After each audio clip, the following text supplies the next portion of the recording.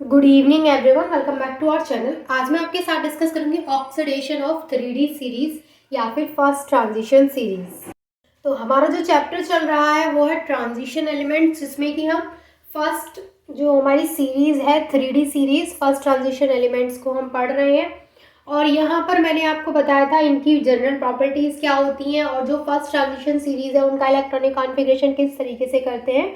आज हम बात करेंगे कि जो ऑक्सीडेशन स्टेट होती है 3D सीरीज की वो किस तरीके से हमें पता चलती है कि किसकी कितनी है। तो यहाँ पर मैंने सभी की ऑक्सीडेशन स्टेट यहाँ पे लिखी है कि कौन सा एलिमेंट मैक्सिमम कितनी ऑक्सीडेशन स्टेट शो कर सकता है।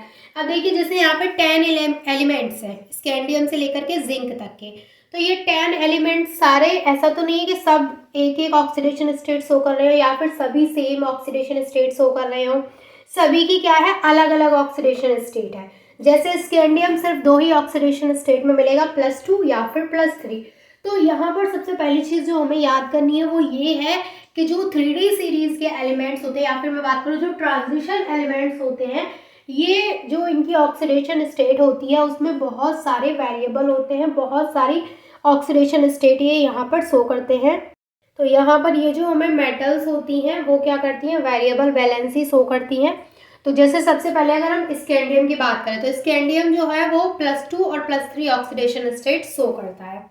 अगर हम बात करें टाइटेनियम की तो titanium +2 +3 and +4 oxidation state show करता है। अगर हम यहाँ पर वेनेडियम की बात करें तो वो +2 +3 +4 एंड +5 ऑक्सीडेशन स्टेट शो करता है।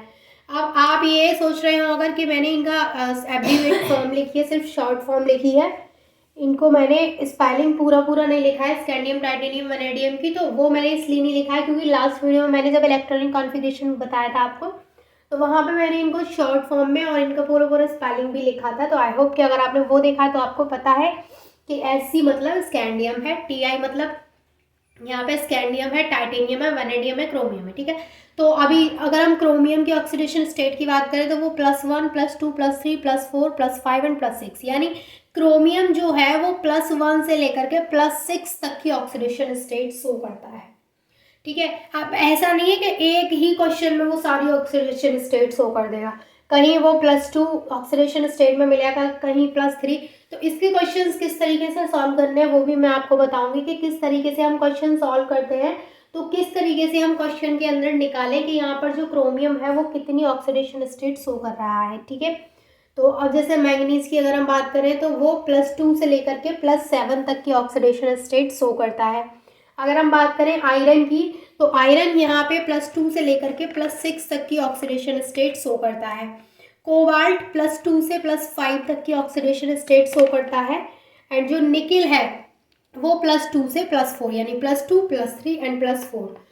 कॉपर +1 और +2 ऑक्सीडेशन स्टेट शो करता है। और जो यहाँ पे जिंक है, ये जो जिंक है वो सिर्फ एक ही ऑक्सीडेशन स्टेट शो करता है, वो भी +2, यानी जहाँ पे जिंक का तो आप रट ही लीजिए कि जिंक हमें कैसे मिलेगा, +2 ऑक्सीडेशन स्टेट में मिलेगा।